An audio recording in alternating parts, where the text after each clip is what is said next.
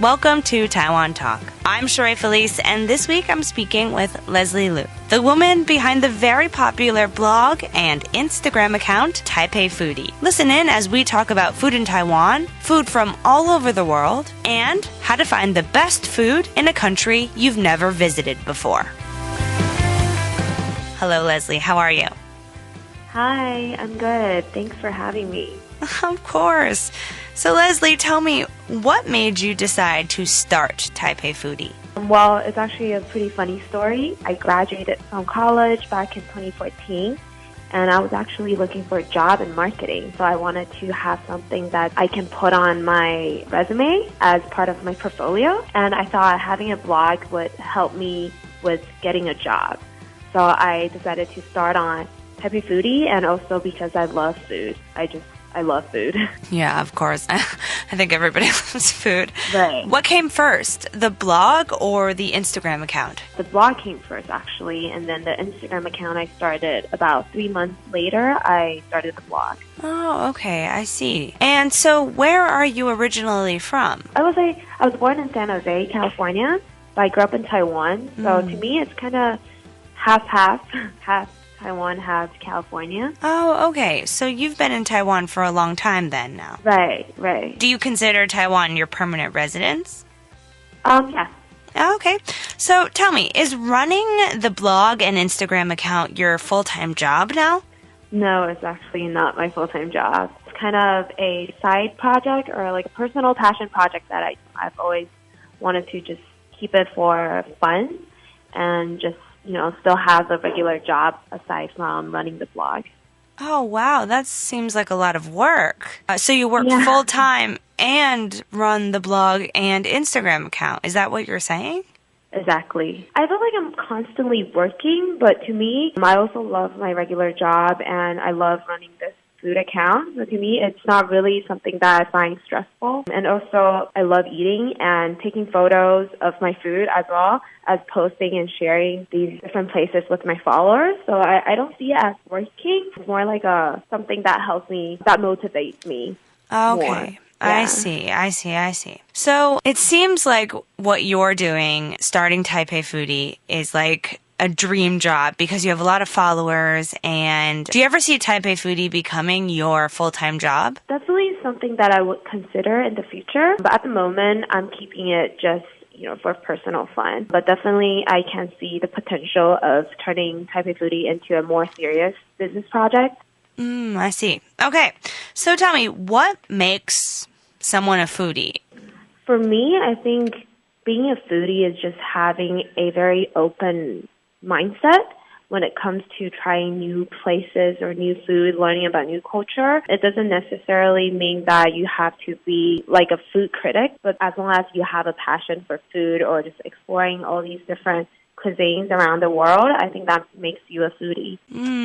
I see. And now to some of the good stuff. What are some of your favorite things to eat in Taiwan? There's so many. It's really hard to narrow it down, but I would say my go-to or like my comfort food is definitely going to be Taiwanese cuisine or like Taiwanese food, or even like my all-time favorite restaurant. It sounds very cliche, but it's actually Din Tai Fung. It's just one place that always keeps me going back to. And also there are so many new brunch cafes in Taipei, and that's one thing I love to eat as well. How about specific foods? Like food, like items. Like specific items. I love the chili wontons.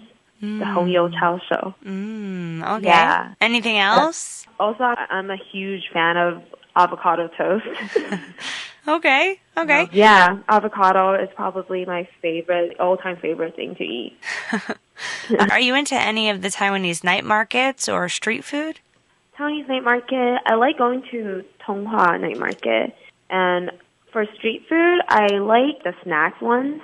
I love the pig blood cake. Also, there's a shaved ice dumpling, like rice dumpling place in Tonghua Night Market. That place is also good. I'm pretty open to eating like very exotic food. So night market food is definitely something that brings a lot of memories, especially when I was in California. Speaking of exotic food, what's the weirdest thing you've ever eaten? The weirdest thing? I've had the fish sperm. It's like a Japanese fish. You said fish sperm? Is that what you Yeah, said? it's like when you go to a Japanese restaurant, they'll serve it. It's like a white, kind of like, it's not very appealing, but it's very interesting. I think that's probably the weirdest food I've had. Did you like it? Yeah, it's like sashimi kind of, so it doesn't have a really weird taste to it. Yeah, I think that's probably the weirdest. Yeah.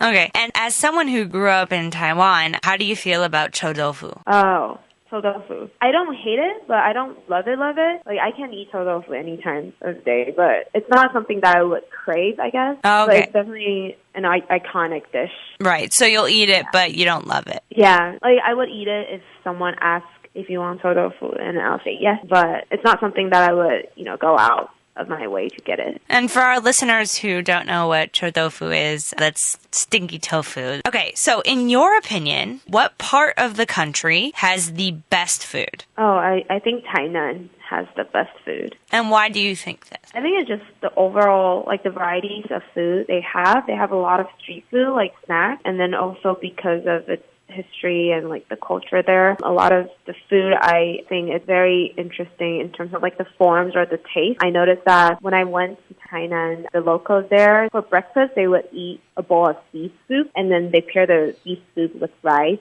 in the morning, like at 6 a.m. in the morning. It's not something that I would see that often in Taipei, because to me it kind of falls on the heavier side, but surprisingly, like, the taste is just really, it's amazing. And then a lot of the sauces in Tainan, there's a little sweetness to it, so it actually adds to the flavor of the food. And I think it's just like the options in Tainan are endless, and it's very exciting when you go to a place where they have all types of different options to choose from. Oh, that's great. Well, I'm happy for the recommendation. I'm going to have to check that out. Yeah, for sure. So I see also that you do a lot of traveling and you taste a lot of the local cuisines of different countries. What country has given you the best food experience? Wow, that's a tough one. I feel like a lot of places have really amazing food, but I would say Japan, just because personally I like Japanese food as well. I think it's one of my favorite cuisines. So Japan, that's probably my favorite place to eat and travel. Okay, and how about when you go back to the United States, what's your favorite thing to eat? Oh, my favorite?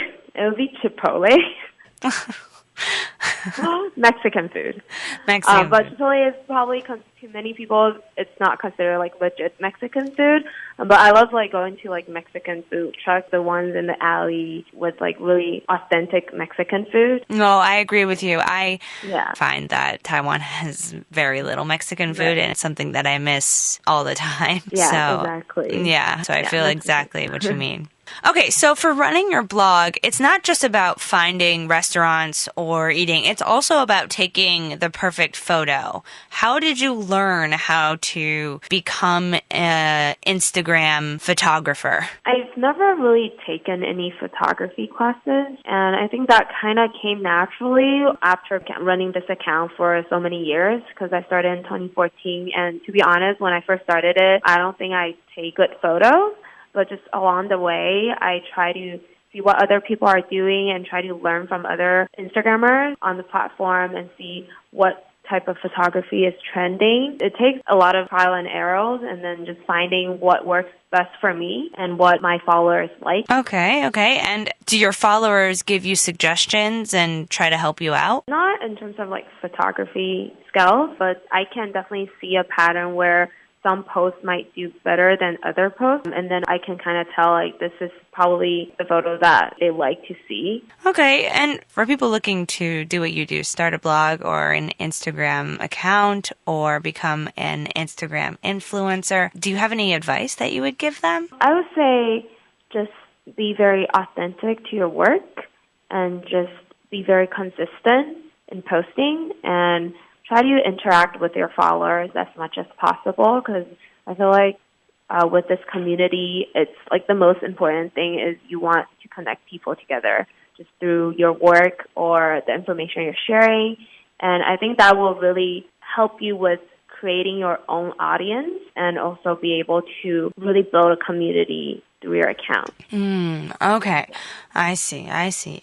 And this is my last question. And actually, I'm super interested in this question because it's a problem that I run into a lot. When you are traveling to a different country or people are traveling to a different country, how do you find places to eat? And how would you recommend people find good places to eat or good food to eat? So back in the States, I used to use Yelp all the time, just finding restaurants. But that was probably 3-4 years ago. But nowadays, when I travel, usually the first thing I do is just open up my Instagram and then I'll key in different keywords or like hashtags on Instagram. For example, if I'm going to Japan, I'll try Tokyo Foodie or like food in Tokyo or Tokyo Cafe, just different keywords and see what pops up. For me, I really value like not just the food itself, but also the entire dining experience or the restaurant interior, and also whether or not it's photo friendly. So those are the things that I look for when I travel. So Instagram is definitely something that I go to